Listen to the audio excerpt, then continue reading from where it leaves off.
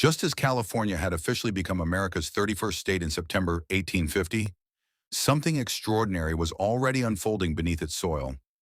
An event so powerful that it would completely transform California and reshape the future of the entire United States. It all began in January 1848. A carpenter named James Wilson Marshall was working on a sawmill project for his employer, John Sutter, near the American River in Coloma, California. Early one morning, while inspecting the water channel, Marshall noticed tiny, shiny particles glimmering under the sunlight in the shallow stream. Curious, he bent down, picked one up, and examined it carefully. It was gold. At first, Marshall could hardly believe what he had discovered. He quickly informed John Sutter, and together they attempted to keep the discovery secret. Sutter feared that if news spread, all of his workers would abandon the sawmill project and rush to search for gold themselves. But secrets like this never stay hidden for long. Slowly, rumors began spreading across California. Travelers, merchants, and sailors carried the story from town to town. At first, many people dismissed it as another wild rumor from the western frontier. But everything changed later that year when U.S. President James K. Polk officially confirmed the gold discovery in a speech before Congress in December 1848. The moment the president confirmed it, the entire nation exploded with excitement. The California gold rush had officially begun. Almost overnight, people became obsessed with the dream of striking it rich. Farmers abandoned their fields, workers quit their jobs. Sailors left ships behind, and businessmen closed their stores. Tens of thousands of people packed their belongings and began heading west toward California. These gold seekers became famously known as the 49ers because most of them arrived during the year 1849. They came from every corner of America, from New York, Boston, Pennsylvania, the South, and the Midwest. But the gold rush was not only an American story, it became a global movement. Thousands arrived from China, Mexico, Chile, Peru, Australia, France, Germany, and many other countries. For many immigrants, California represented hope, freedom, and the chance to completely change their lives forever. It soon became one of the largest human migrations in American history. But reaching California was far from easy. For many travelers, the journey itself was a nightmare. Thousands traveled overland using routes like the Oregon Trail and California Trail. Families crossed massive deserts under burning heat, climbed dangerous mountain ranges, and struggled through mud, snow, and freezing temperatures. Food often ran low. Wagons broke down constantly. Diseases like cholera and dysentery spread rapidly through wagon camps, killing many before they ever reached California. Others chose the sea route, which was equally dangerous. Some ships sailed around the southern tip of South America at Cape Horn, one of the most violent and treacherous sea routes in the world.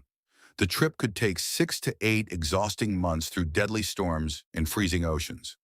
Another route involved sailing to Panama, crossing dangerous jungles on foot or mule, and then boarding another ship to California.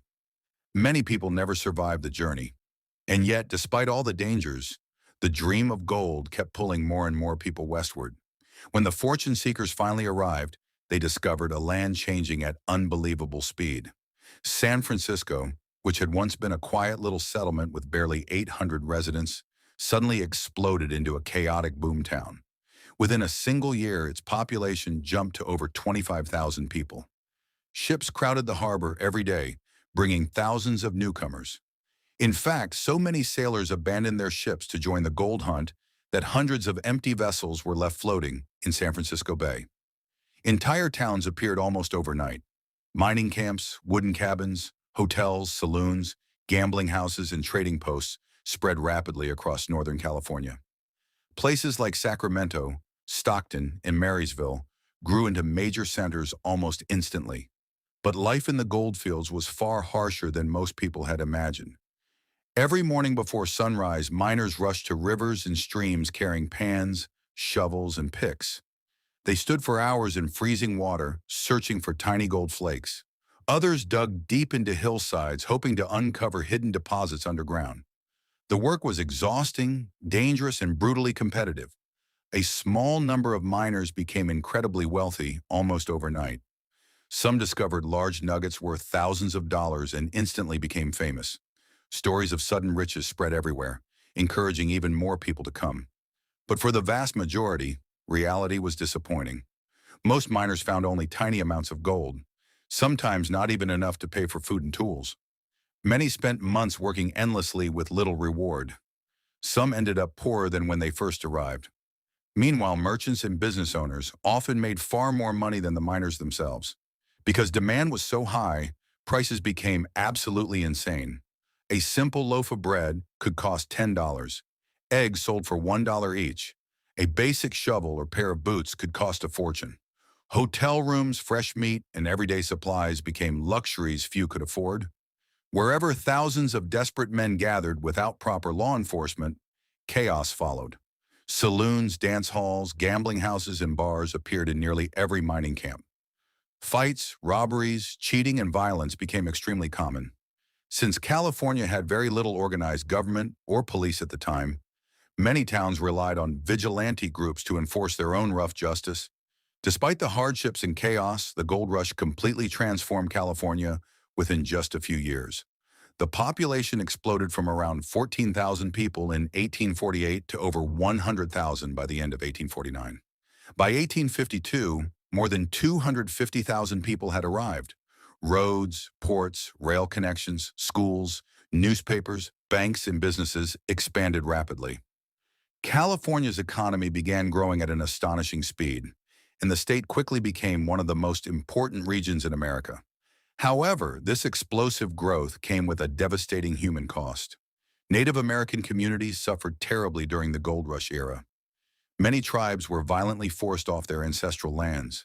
Thousands died from disease, starvation, and attacks carried out by settlers and militias. Entire communities disappeared forever. The environment also faced severe destruction. As miners searched for more gold, they began using powerful hydraulic mining techniques that blasted entire hillsides apart using high-pressure water cannons. Rivers became polluted, forests were destroyed, and landscapes were permanently damaged. By 1852 and 1853, most of the easy-to-find surface gold was already gone.